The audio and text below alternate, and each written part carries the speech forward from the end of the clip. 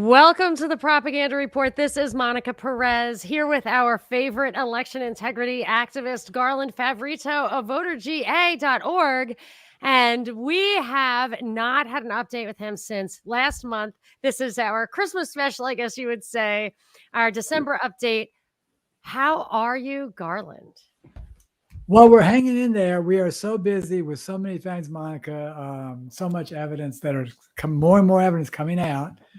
And the big thing, of course, was our hearing this week on the lawsuit against the state of Georgia to ban the Dominion Democracy Suite 5.5 system here in Georgia. That was the big thing that we had this week. We filed in Fulton County Superior Court, even though, so the U.S. District Court, I think everybody knows this story by now. The U.S. District Court has already ruled that the system is illegal. It violates 2 Georgia statutes because it accumulates the votes from a QR code, and it is unverifiable to the voter, and therefore the law requires an elector verifiable ballot with human readable text for the elector's choices.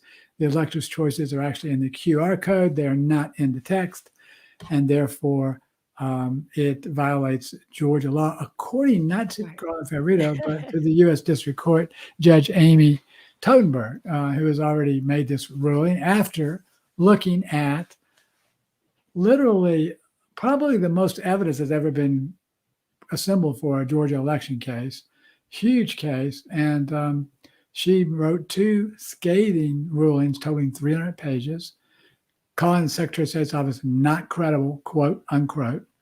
And basically then she ruled that they were illegal. So we just simply are asking for the relief that she was not able to grant because she was 3 weeks before the election. So think about that. The election was conducted on equipment that was in violation of Georgia law, according to the U.S. District Court. It's not us talking. Right. Wow. So, I mean, I don't know how more conclusive that you need, how much evidence you need to have, but that's what our hearing was this week. What was her recommendation for follow-up at that time? Well, she didn't want to do anything because it was three weeks before the election. And then, of course, you had the January runoffs after that. Then she had certification of that. So no relief came within the first few months. So we filed an additional court case. So we chose to go into state court because we didn't want to we were trying to avoid getting tied up with that case and just simply ask for the same relief. So, yes. So that's what your hearing was this week? Right. So there was a hearing on a motion to dismiss. The Office of the Attorney General, Chris Carr, once again, she was represented by Charlie McGowan, assistant. And then the purpose of the hearing was to determine if their motion to dismiss had merit. So, excuse me. So that was the purpose of the hearing. However, it seemed the only issue really is that are we asking for future relief or not? And we are. Of course, we're asking the future relief to ban the system. They imposed the false argument that says, no, we're challenging the old system and the purchase of the system. And we said, no, we're not challenging the purchase of the system. We wanted the future relief. So unfortunately, that's the only argument they have because all 3 of their other arguments are all dependent upon the same thing, which is not valid. So it's pretty straightforward that they don't have any grounds to dismiss the case. Right. But however, the judge seems to be their best ally. And she basically let them put on 14 lies in about 12 minutes, which we'll go through. We've documented them all. 3 of them in 20 seconds.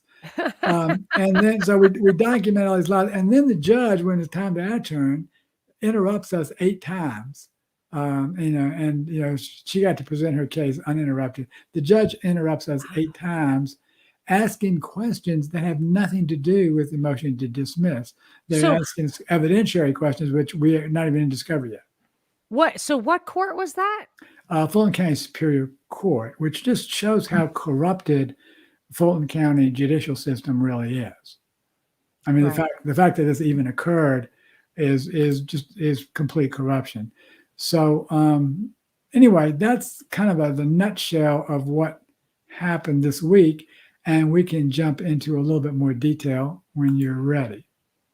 Yes. So yeah, and then let's just take these issues one at a time. So tell us the details of the Dominion suit. So do you think other states have a similar problem with this? So I know Dominion is under a lot of fire and they've been firing back, but not every state has the same kind of laws that Georgia has. So not every state would have the legal grounds that Georgia has to negate or to disqualify the Dominion system. Would some other states be able to follow suit? Probably not, because our law is so precise. And in fact, we quoted the law, and this was the most amusing thing of the hearing. If it wasn't, it would be funny if it wasn't so ridiculously corrupt. But the judge accused our attorney, Todd Harding, of misrepresenting the ruling by Judge Totenberg, which is absolutely crystal clear. So Todd, I've read it. Yeah. Turned around. Yeah. Todd turned her, read her. He literally read her the ruling out of, and referenced the page number of the ruling, page 80 in October 11th, 2020. So everyone in the state of Georgia can know. The law says that the voting system must print an elector verifiable paper ballot, and it must produce ballots which are marked with the elector's choices in a format readable by the elector. Those are OCGA 2122 7.1 and OCGA 2122 300A2.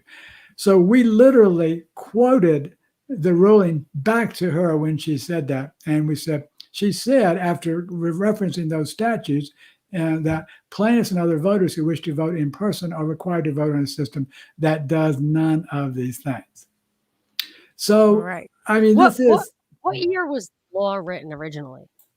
Well, this law was implemented in 2019 as part of House Bill 316. I don't think it was on the books prior to that. And when was the Dominion system?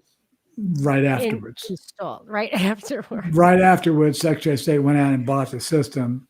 Were you in favor of or instrumental in getting that 2019 law passed in the first place?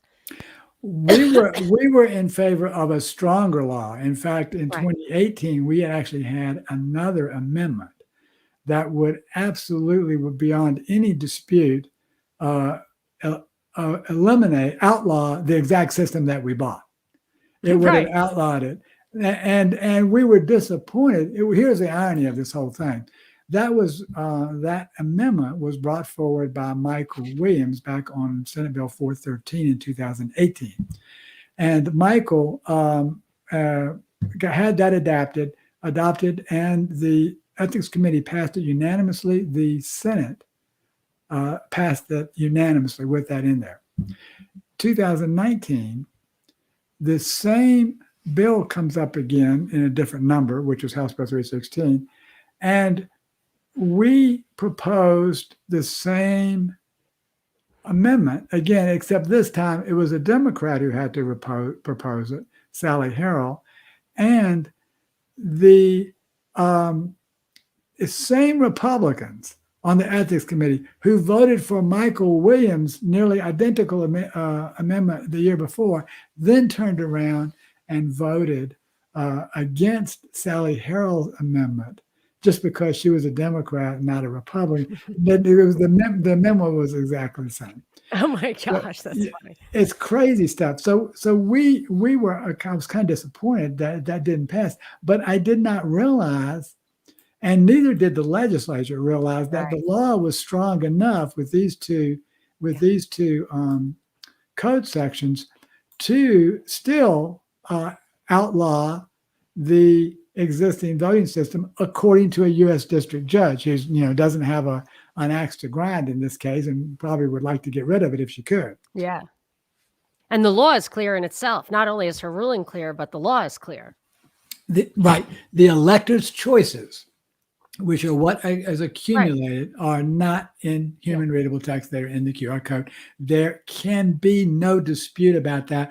I don't care how many lies Chris Carr, his attorney general assistant, wants to tell, that they can't change the facts and the law, and they should be on the side of the law, according to OCGA 45-15-17. I hope I got that right. I hope it's not 17-15. I think it's 15-17. They are supposed to basically help the governor uphold the laws of the state, and they have the investigatory power to go after anybody who's violating the law, and that includes the Secretary of State, who the Chris Carr has chosen to defend despite violation after violation of the Georgia statutes. Well, it might be worthwhile to break protocol and add these couple of comments up here so we can see your reaction. Hey Now says, did I really see Judge Adams scoff at the demand to remove the Dominion system because you have no evidence that the QR code is a problem? Well, this is the type of question that she raised, which has it's completely irrelevant for the hearing. Because the hearing is about what exactly? Why is this irrelevant? The only purpose of the hearing is to determine if the motion to dismiss has merit, and is our complaint sufficient to survive the motion of dismiss. To dismiss. That is the purpose of the hearing, and the only thing under consideration is whether or not we had proactive or reactive relief. And the Attorney General's office made three different arguments, but are all based on the same principle. They argued what they call latches. They argued sovereign immunity. They argued declaratory judgment stuff. But it's all based on the fact that they're a false argument that we're trying to undo the purchase, which was never the case. If I remember law school correctly, at this stage of the process, the argument is, the objection would be, the complaint would be that even if everything that VoterGA or Garland, whoever is the movement, even if all those facts were true, even if all those facts were stipulated to, they still wouldn't have a case, and that's why we have to dismiss it. We don't need to go through a jury trial or a trial to determine the facts here, because even if a trial would be a waste of time, because even if all the facts were true, this isn't a valid case. That's basically what you're doing right now, right? Exactly. That's what is that's why it doesn't matter whether what you're saying is true or not. You're making a case, you're claiming some facts, and you're saying, if my facts are true, these guys are in trouble. And the answer should be no. Even if your facts are true, we're not in trouble. That would be grounds for dismissal, because a trial is to determine the facts at issue. And then to see if they're relevant to the law, if there's a violation of the law. But at this stage of the game, you are not required to prove your facts, only to demonstrate that your claim would have merit if you can prove your facts. Not only are we not required to prove our facts, the assumption for the purpose of the hearing is that our facts are true. That's right. Yes. Yeah, that's the assumption. I do understand that. Assuming that our facts are true, why would we not be able to bring this complaint? Right. And that is the lack of standing would be a reason right out of the gate. So that's why in the other case where you wanted to inspect the ballots, the fact that it went on for 8 months of trial, of actually bringing forth evidence and all of that, rather than of saying,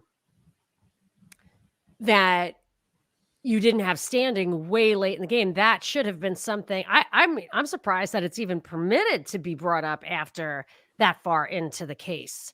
But that would have been something that he was saying that the judge in Henry was, when he granted that motion to dismiss based on standing, he was saying, even if your facts are correct, you do not have standing to bring this case, which he should have known at the beginning if that were true. And I agree with you. It's not true. Well, right. And he basically, since we're shifting gears back to the ballot inspection case, which is fine.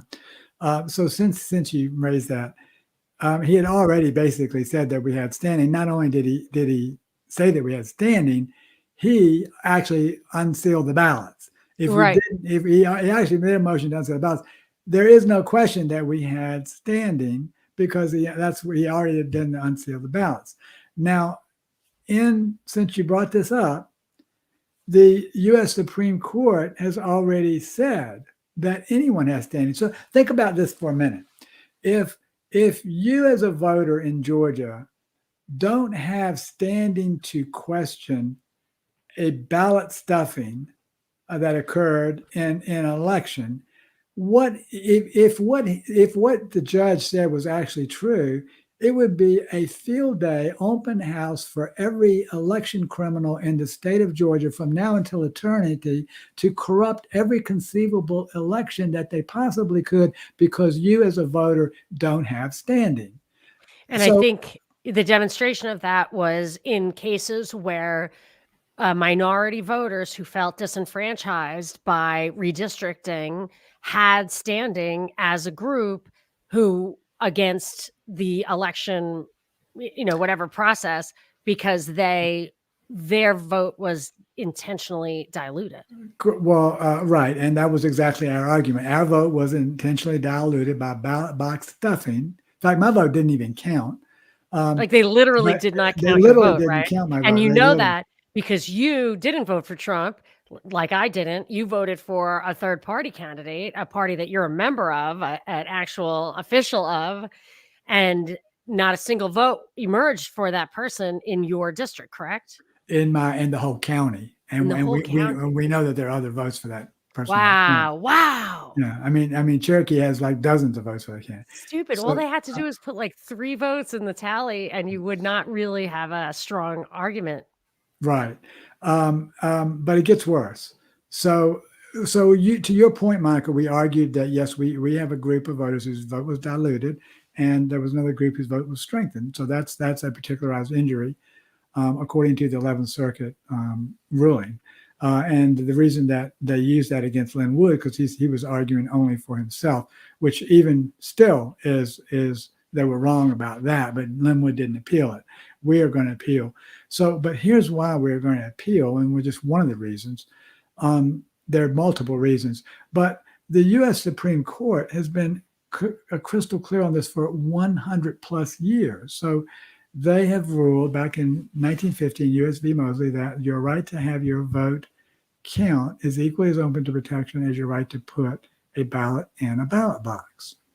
So that, fast forward to 1964, Reynolds v. Sims, which was the landmark case, and they explicitly state that the right to have your vote count cannot be diluted by ballot box stuffing. That's exactly what our case is, and it says the right to vote.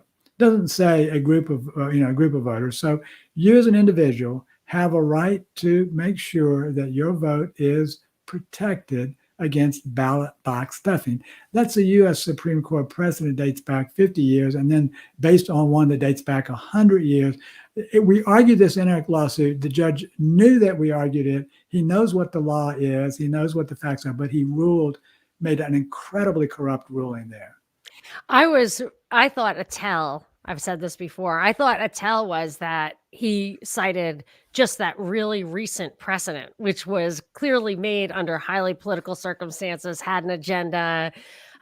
Instead of going back to, obviously, these are issues that have been adjudicated at the highest levels in the past. The precedents are established. Yeah. To think that Lin Wood was the one who set that precedent a couple of months ago looks to me like they're ignoring a lot of a body of law that predated that. So very interesting. So, Yes, can we answer a couple more of these questions while we're sure. here? Were you annoyed by this judge? Hey Now says that she had a smirk on her face, obviously biased. Were you put off by this judge this Well, week? I was put off because I know her and I thought she would be a little bit more fair. I've seen her in action in election integrity case before with some other plaintiffs, and she was pretty fair, even though she didn't really rule in the favor of the plaintiffs. She had good, just reasons for not doing that. This time, I was just put off by her whole attitude. But the fact that the fact that I didn't really expect her. I expected her to let the attorney generals, go unchallenged. That didn't bother me. But what bothered me was the fact that she interrupted us 8 times in 4 minutes Mhm. with questions. With questions, interrupting is okay. That's Right, fine for a judge.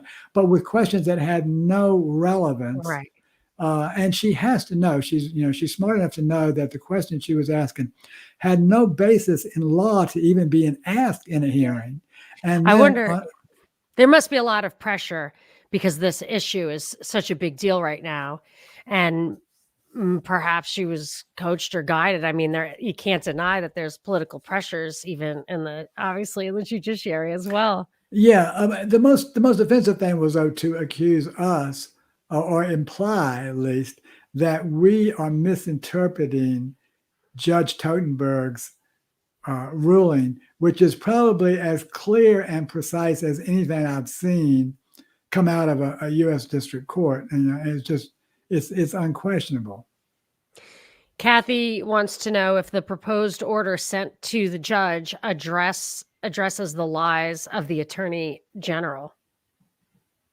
Well, not really, because almost none of the lies had anything to do with the evidence upon which Judge Adams will decide whether or not the case goes forward. And we'll go through those lies. We have some time. But the only question that before Judge Adams is whether or not we are asking for prospective relief or not. Because all 3 of the arguments, see, this is a legal question. All 3 of the arguments are based on that simple legal question. And all 3 of the arguments that the AG's office is making. It doesn't have anything to do with all the other lies that they told. And just to give you, since this is a good question, to go back to the Fulton County ballot inspection case, same thing happened. If you remember, the judge allowed the attorney in that case to lie to the court 5 times in a matter of minutes. And then he accepted non-party information, which had no basis in his decision. Remember, he asked the IG to give him a report, Secretary of State's IG office. None of that had anything basis to do with his decision, which he then turned to be on standing. But in order to do that, it gave him political cover to make a bad decision. What he was looking for was political cover to make a bad decision. And the reason I can say that is because when he made the bad decision about the standing, it had nothing to do with all this political cover garbage that he got between now and the time he made the ruling. If in fact we didn't have it, he would have made it back, as you said, when we were considering the correct parties for the case versus the sovereign immunity argument that occurred 6 months earlier. So he had no basis of justification to do that. But what happened was, I'm going to talk about the politics of it. The judge in that case realized that he was stuck with it because we had already filed a motion to dismiss the defendants who were Democrats out of the case because they were objecting. The Republicans wanted to find out what actually happened. Right. So they were okay with it? So they were the defendants. They were not arguing that we didn't have standing. They were not arguing anything. To their credit. Right. Exactly. To the credit of the Republicans on that Fulton County Election Board, they wanted to get to the truth, and they didn't want to cover up. And the judge realized that he was going to have to go through the inspection because the defendants and the plaintiffs were in agreement, and that's what they wanted to do. So the judge had to come up with some corrupt political ruling to get out of actually conducting the inspection. And that's why he suddenly came up with this garbage that claimed that we didn't have a particularized injury and in violation of 100 years of United States Supreme Court precedents. So it's a disgusting place to be in. But the good thing about that is that the people of the state of Georgia and nationwide are now understanding the corruption that exists in the Fulton County judicial system. So for that purpose, they can all see it with their own eyes and make their own decisions and judgments. So that's the good thing that's coming out of this. And of course, Monica, we have appealed this decision. We're going to win that appeal for the reasons I've already stated. The other two plaintiffs have appealed to the Georgia Supreme Court. And then we have David Perdue's case, which is the third case. Is that still going on? Well, and this is his brand new case. He did not file a case before, even though he claimed he filed 3 cases. Well, he filed. That was the one I was most interested in, and I wonder where it was going. So what's going on with Perdue? Tell me about that. Perdue filed another case based on our evidence that Todd and our case initiated back on December 23rd, 2020. It's based in large part on that evidence, and he's added a few things which I'm not sure of. So we now have 3 active cases. What is he asking for? To look at the ballots? He's asking. I have to go back and read his relief, but I think he's asking for to look at the ballots. And he's not asking to overturn the election, but I think he's asking for. I think he's asking to find out what happened, so that we can, fix it for the future. And he's running for governor now, right? Correct. Now he's in the gubernatorial race right at the same time. He should have been fighting this fight all along, because the Senate was much more important, and he's probably only doing this now to make it look like he's in the fight and die hard and all of that. But I can't even imagine it's not too late. I mean, you guys had a really short clock to get this done, and he doesn't. Well, right. I don't think the suit's going to go anywhere in terms of the clock. I mean, in terms of the clock running out, it's 2022. We are stuck now. The clock's running out on all of us. So we are going to have to force the legislature to do something. And the fact that he's entered the race. Well, what would the legislature do? Well, the legislature can conduct. Oh, I didn't even tell you this. Yeah. The legislature can conduct an audit. Oh, this is a great topic. The legislature. In fact, let me go pull up my little slide here that's got all this information, and I can talk to it. So, because the time is running out, we're going to have to force the legislature to conduct an audit. Now, the question is, who has the constitutional and legal authority to conduct an audit? Well, the governor. I was just going to say, if the governor can veto it, you better hope Stacey Abrams doesn't get elected, because all of her fair fight stuff, she does not want an audit of that election. Well, but before we even get there, so the question is, who right now in power who has the authority to initiate an audit? And by an audit, I mean, you can go pull these subpoena power to go pull the Fulton County ballot inspection, ballots, and look at them. So about 2 weeks ago, Governor Kemp was in his backyard up somewhere around Oconee County, and he's up in the Athens area. And he's speaking to GOP folks, and they're challenging him up left and right. So, and one of the ladies, I think her name is Susanna, was challenging him on whether or not he could do something. And Governor Kemp said, I don't have the authority constitutional authority to conduct an audit. And then she challenged him again. He repeated it again and said, I don't have that authority. And anybody who says I do is lying.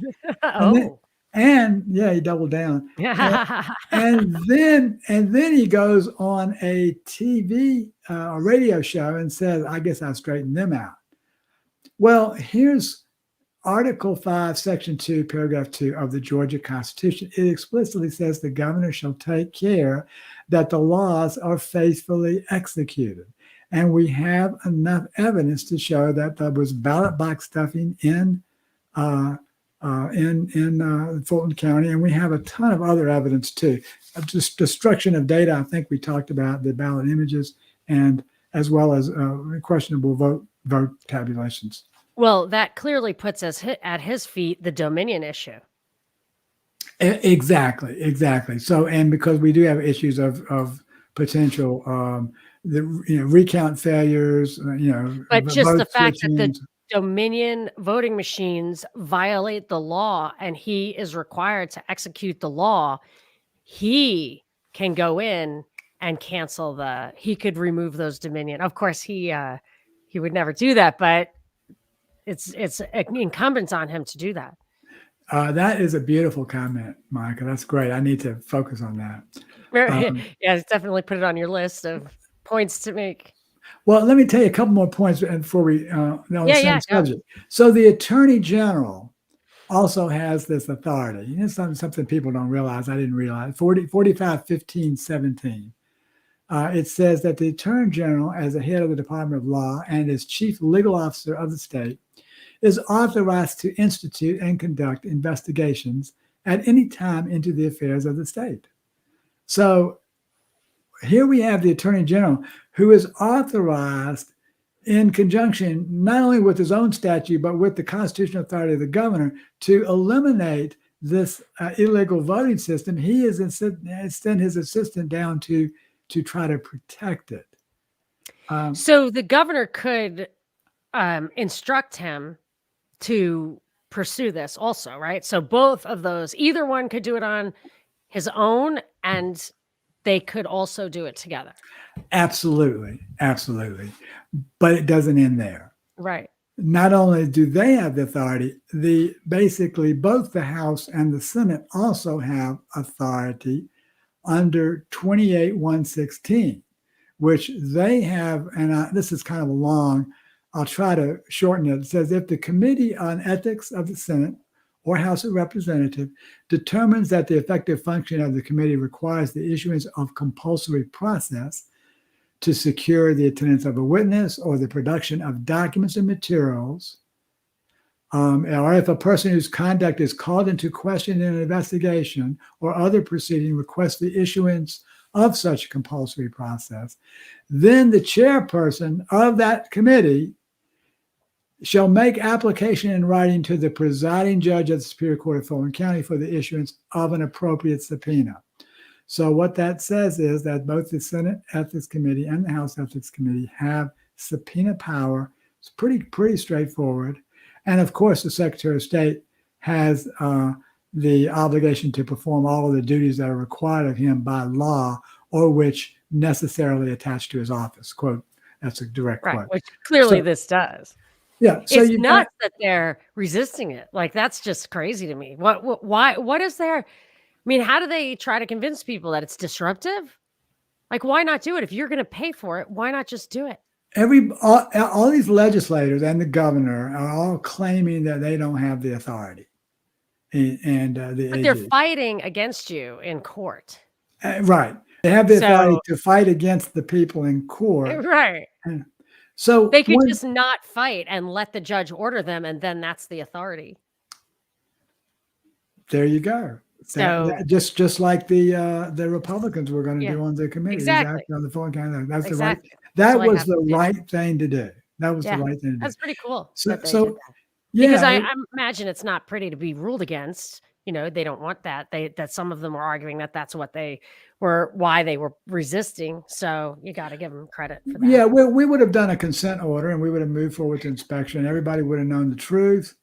And but you have the Republicans on the board want the truth, and at least two of the Democrats don't want the truth to come out, obviously because they're covering up something.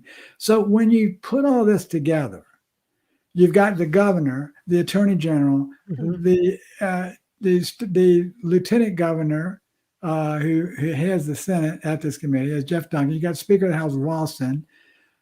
You've got Fulton County, the Democrats in Fulton County, and the Secretary of State,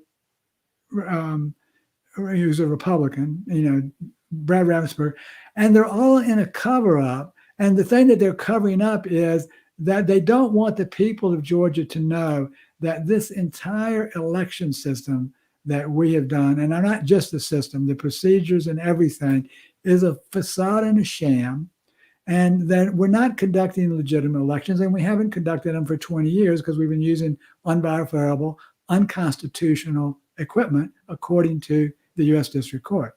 So this whole sham needs to come to an end, but they are going to go to their graves to protect this corruption. That's how evil this whole thing is. So I am just about as disgusted as I can get. So anyway, Wow. but the good news is we're exposing all this garbage for what it really is, and so many people are waking up. I mean, they're just getting the governor, the attorney general, the legislator. They're just getting pounded with election integrity questions and complaints and desire to do something. So and do you think that there is real hope of getting? I mean, you've always struggled to get election integrity into Georgia. Do you feel like maybe there'll be a tipping point and you'll actually get it back? I mean, that would be a setback for the powers that be. Well, we have this is coming unraveled. It's unraveling faster than we can keep up with it. I mean, it's just, there's something new every week. Just, a couple of weeks ago, I guess it was 3 weeks ago now, the governor sent the election board a letter with 36 points that said, hey, the Fulton County audit was flawed. Here's what you should be looking at. And that was based on our July 13th press conference, and 34 of those 36 points on that. What's coming of that?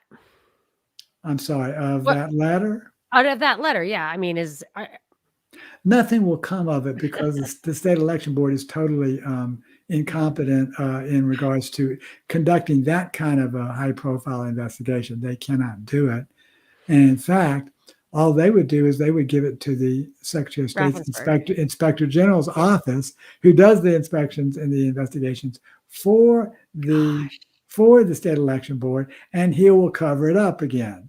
It does really expose the level of coordination, really. Not like I think everybody's sitting in a room together, but the tentacles of the octopus reach into every branch of government, like a vertical and horizontal, like judiciary, executive, legislative, the county level, the state level. I mean, even a lot of times the federal level, although you did get that one judge who acknowledged that the Dominion system was inconsistent with state law. But generally, I don't even think you can count on the feds. Like, obviously, that Lynn Wood ruling was federal. Right? Wasn't it federal, the Linwood ruling that you're right? And that was a corrupt ruling because that ruling violated the U.S. Supreme Court precedents that I just mentioned as well. But they had a little bit more grounds than they did in our case. We had the judge backed up into a corner, and he just had no out whatsoever. I think that this is such a time of hopelessness. Like, people are really losing hope just because of the way that the whole place got locked down, totally outside of the purview of the laws. There you go. Merry Christmas. It's the Christmas VoterGA hat. Look, we've really got the red working. But I think that exposing these, shining a light on it, I think does keep people engaged and hopeful. I mean, I don't know where it's going to go, but these are the ways that we keep the remnants alive. And so it is good that you keep fighting the good fight. And people do want to say a few things. So I'm going to just start putting some comments up. Yeah. Shadow Ban Warrior. Besides the VoterGA email, is there any other way to get video evidence for Fulton County to you, Garland? It comes directly from live streams in the arena on those counting days. So he wants to get you or she wants to get you some video. You down? He doesn't want to send it through email, though. Well, yeah, it's hard to do unless you send links. Well, you can. I mean, not that you want to go Google, but you could. So I don't Garland, know. Is there a mailing address? You can put it on a thumb drive. Does yeah, VoterGA have like a PO box? in fact, we do, and that's on our donate PO box. That's one option. If there's a hard drive or something, or thumb drive she wants to send, or he, it's PO Box 2153 in Woodstock, Georgia, 30188. That's also that's our donation address, and for which is if you need to, if anybody wants to send a check in addition, that basically there's no fee we have to pay on, so that's helpful as well.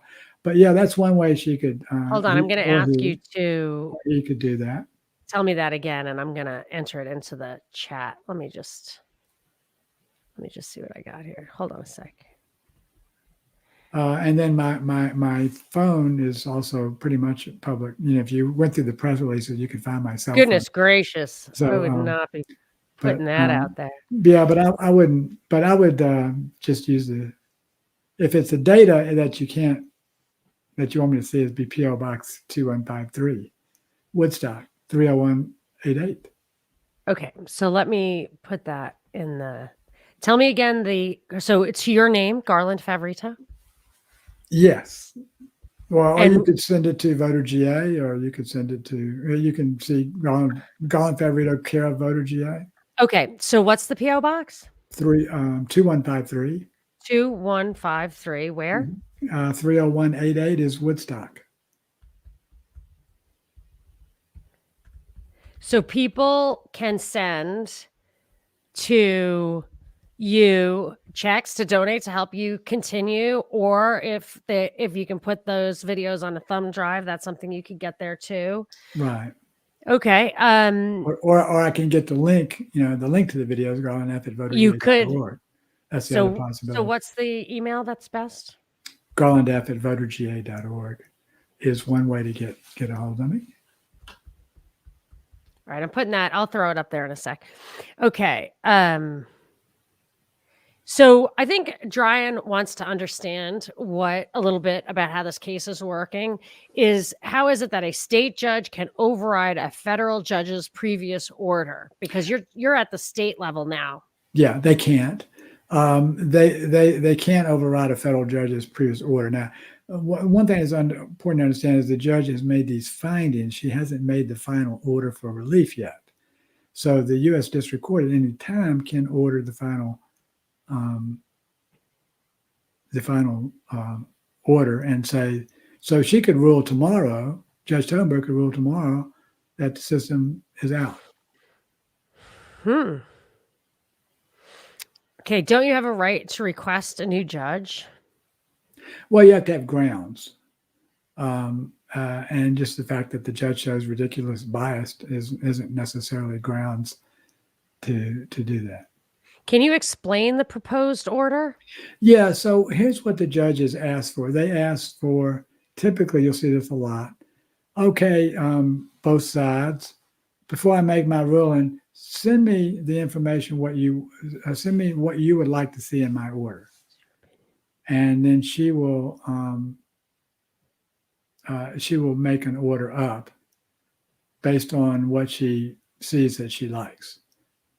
And then the other order, the one that she sees she doesn't like, she gets to look at and to figure out, well, what does she have to worry about, because she knows she's going to get appealed. So she gets to look and see what the other side's going to argue and try to tweak her ruling so that, she doesn't get overturned on appeal. So neither one of these proposed orders will be public record. So this will all be kind of done in darkness as the video. And how can we follow along with David Perdue's case? How do you follow along? Is this stuff that you're posting on VoterGA at all, or just have to find the case number? We're not posting that particular case on VoterGA, but I'll certainly be giving everybody an update on it. I'll keep tabs on it and see what we can provide. But I imagine that will be in the news. Since he's high profile, that'll probably be more in the news than ours. Dave Jose and Josh Barnett will teach you what to do with affidavits. That is how it was gotten in Arizona by them. Do you know what Shadow Ban Warrior is talking about there? I think they're talking about the affidavits that are used to try to get an audit in the state of Arizona. Supposedly the affidavits were very instrumental in getting the audit in Arizona. So Right. I think that's what they're talking about. Matt wants to know, is there any update about affidavits in Georgia? Well, we have hundreds. I mean, we literally have there's hundreds of affidavits in Georgia for different subjects, within all of course related to the November election. Okay. And there's still more coming in. Yep. Okay.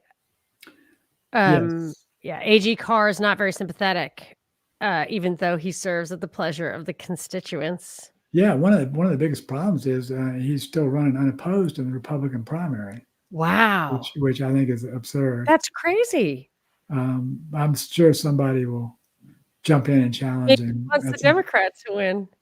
Hmm? You know, well, realistically, I mean, we'd be much better off with a Democrat AG than Chris Carr. So, why? Just because he's so bad, anyone would be better? I don't think the Democrats would have gone along with all the garbage that Chris Carr has come up with. Wow. I don't think that they would have. I don't think they would be opposing us. I think that if we had a Democrat Attorney General and Brad Raffensperger says, "Give me an amicus brief against us in the case," I think if depending upon who it is, they would have said, shove it. So I think I'm trying to remember who's running for AG. I think it's Jen Jordan and Charlie Bailey. But my guess is that either one of those two would tell Brad Raffensperger to shove it. Whereas Chris Carr, is going right along with him. So, gosh, that's crazy. So you see, you can't really judge, as you know, Monica, you can't judge the D's and the R's because, here's what I'll put out there. If John Barrow had beaten Brad Raffensperger, we would have never bought the Dominion system. We probably would have had hand-marked paper ballots. Wow, really?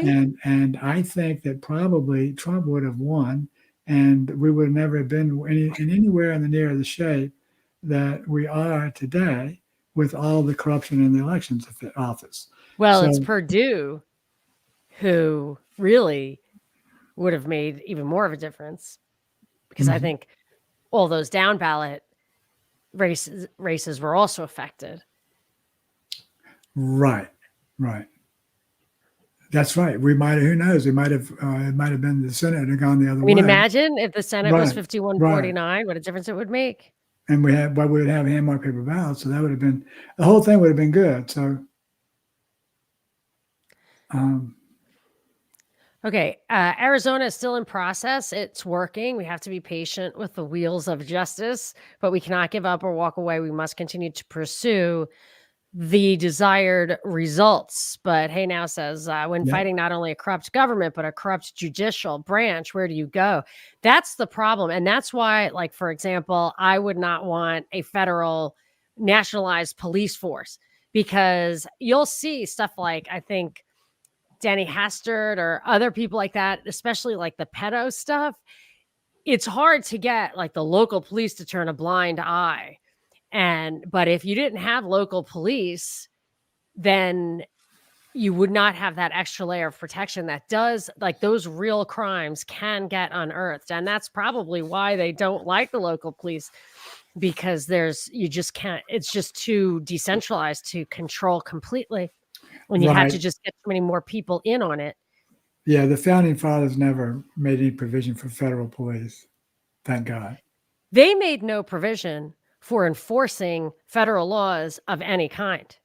The only time the FBI came, or the DOJ came into effect, was that even after the Civil War, the South would it was basically just nullifying congressional acts because they wouldn't enforce them.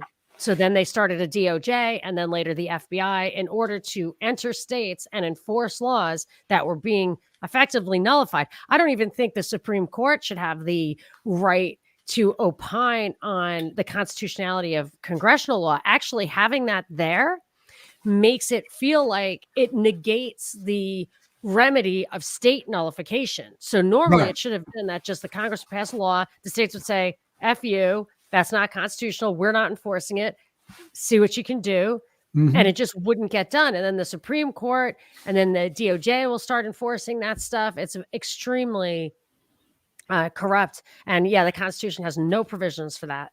Yeah, and nullification is a state's right. Totally. It's the thing. Like, that's why I didn't even like Marbury v. Madison, which was done under Thomas Jefferson. Gosh, that really annoys me. Okay. We need to seal Team 6. Okay. So Shadowban Warrior says he sent something to VoterGA and no response, but we just put in there. Let me find it for you. You can either send like a hard drive, a thumb drive to Garland at P.O. Box 2153 in Woodstock, 30188. Or if it's something you can put like on a Google Drive or whatnot, you could, did this not?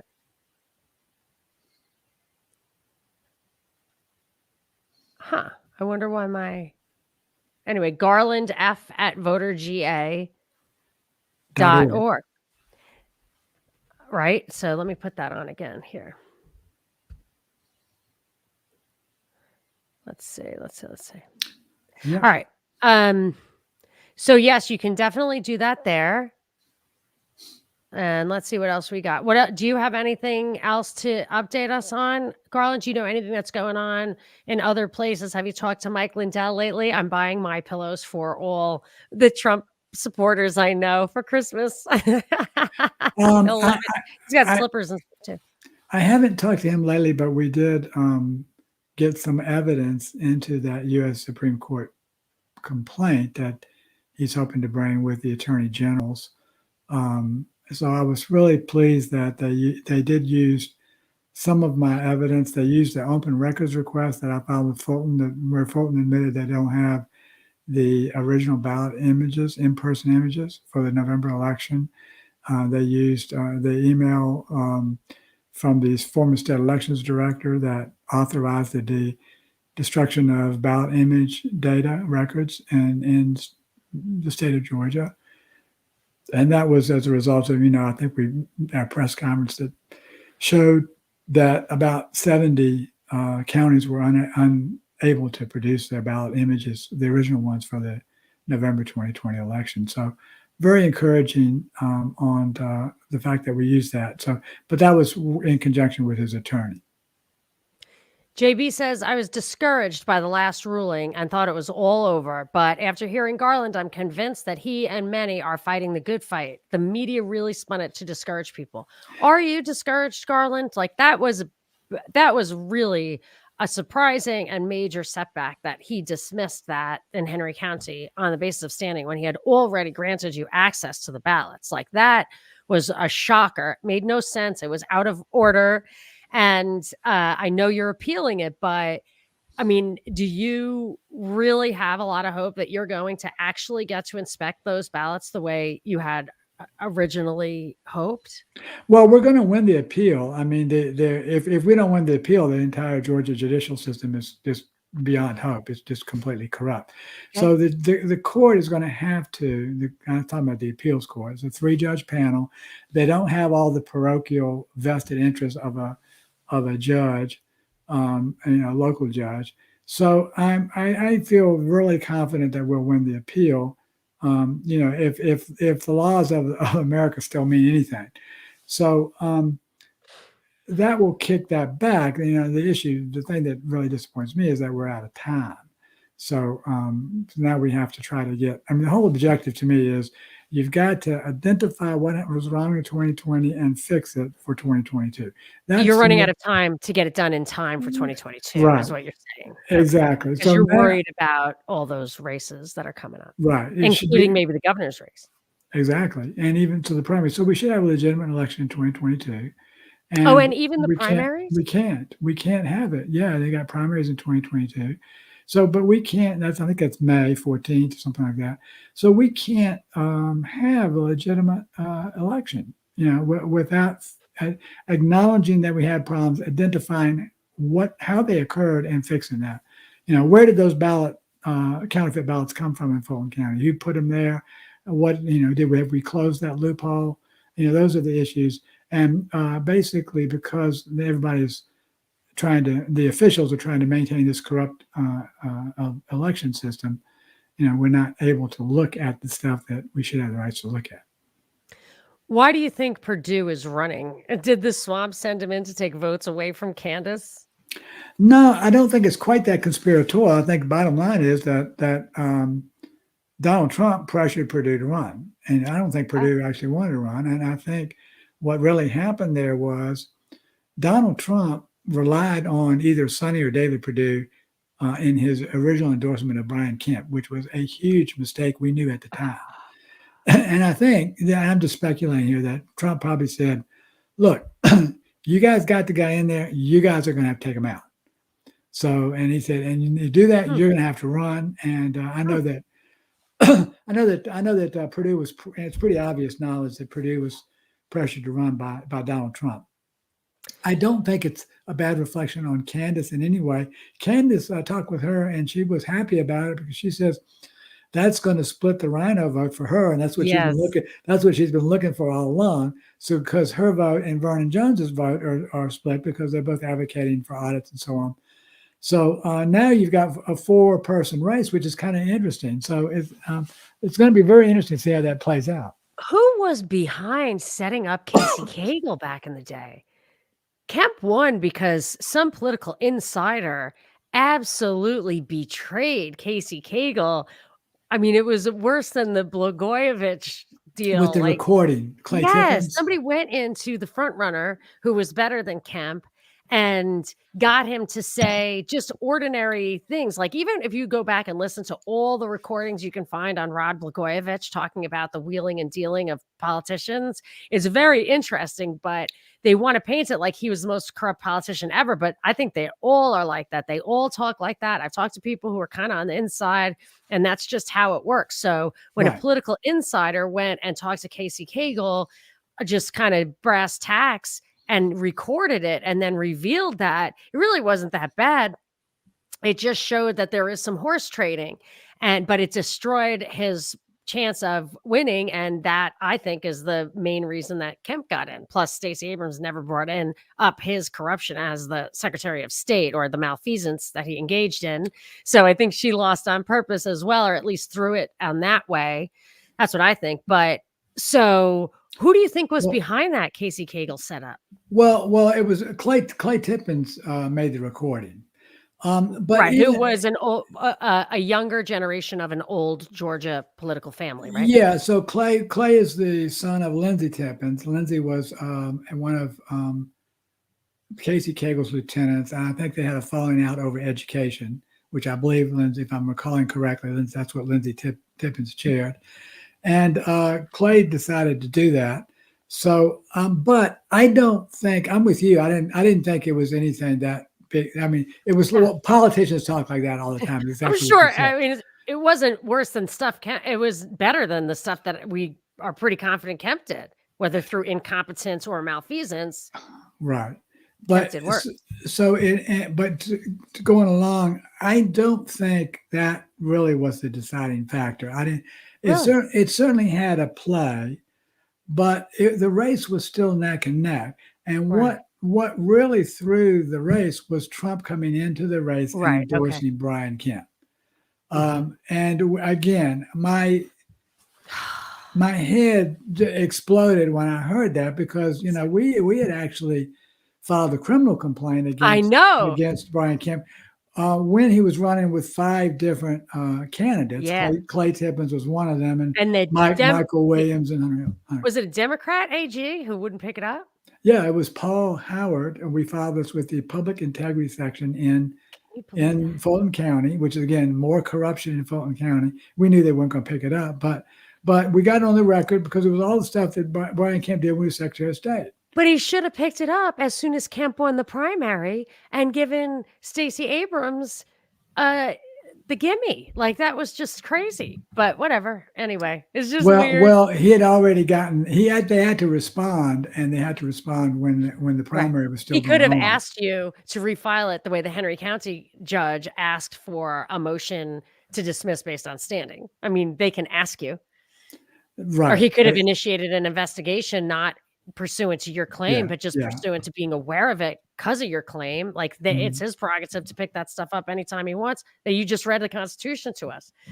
And just to add one more point is that demonstrates that there's collusion between the Democrat and Republican parties, which is why neither you nor I are involved in the Democrat or Republican parties. There's total collusion. Yeah. So Matt says, to our point, am I the only one who feels like politics and elections are just like pro wrestling with set outcomes and actors on both sides? Excuse me. I do absolutely believe that. But I think that they have to make sure they definitely take the temperature of the people. They have to make sure that if they're going to steal an election, it seems plausible.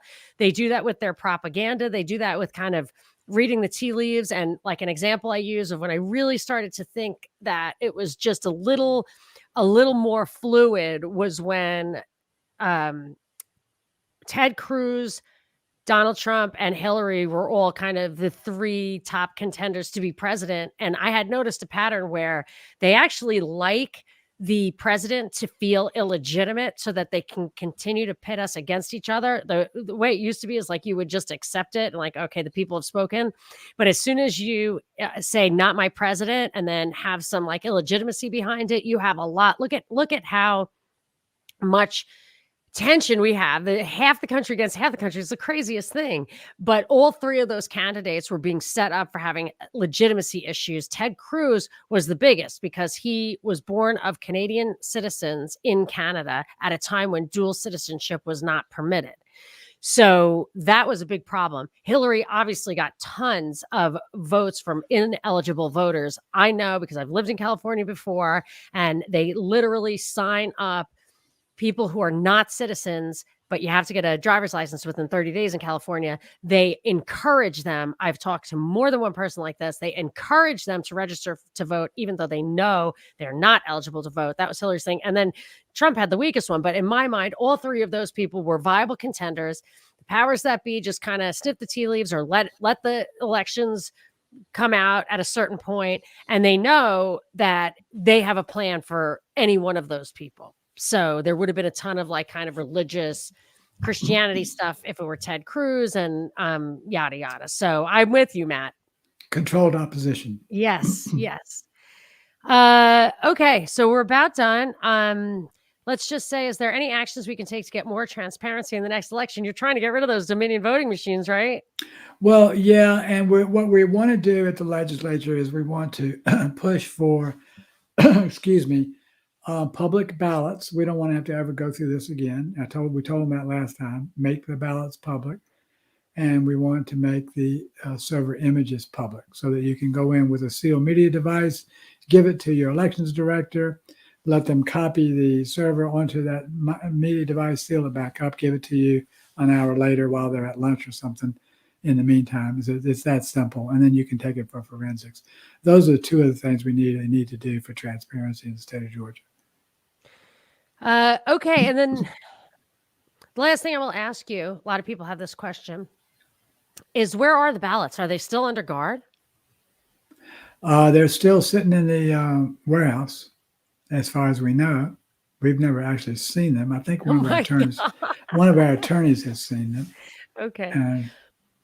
Well, you will keep us updated, and we will be back talking to you after the holidays. So a very Merry Christmas to you, Garland. Well, thank you. And before I forget, Monica, we are having a VoterGA Christmas party Monday night in Roswell. Oh, yes. Aviva is going to be there. That's right. Yeah. We have got a special Christmas parody. We've got a couple of them and a Christmas video. Where and when is this? And is everyone invited? Everyone is invited. They just have to register up on VoterGA VoterGA.org events tab. It's still not too late to register. We extended the deadline till tomorrow. And we will fit you in if you can make it. We'll have a lot of fun. It'll be it's in Roswell. It's at a restaurant called Brimstone, and they just did such a good job on our last party. Which Binkley, Carrie, Yes. you were I think in New Jersey. You're Yeah. traveling, but Binkley co-hosted that one. We're just doing this for fun, so we're probably not going to What live time? stream it. Yeah. What time? 6:30. Doors open at 6:30. And it's a buffet dinner, and then we'll have a lot of parodies, and then we'll have a couple. We might have a couple of Christmas Carol sings, and we'll probably dance, and who knows what's going to happen. So I don't know. I'm just showing up, and they'll tell me what to do. I have to do a little 5-minute speech on what we have accomplished this year and how the organization's grown into this amazing thing. So that's cool. that's what's on the agenda for Monday night. See, I keep trying to post this, but I am being unsuccessful. I'm going to try one more time to post this. And then if it doesn't work, it doesn't work. We'll be on our way. But so this is in Roswell. It's Monday, December 20th. And it is at the Brimstone in Roswell, 6:30 p.m. There's dinner, entertainment, singing, dancing, lots of fun. Sorry. Yeah, it should be okay. great. All right. Awesome. Thank you so much. And have a great party. Have a great Christmas. Happy New Year. And see you next year. You too, Monica. Thank you.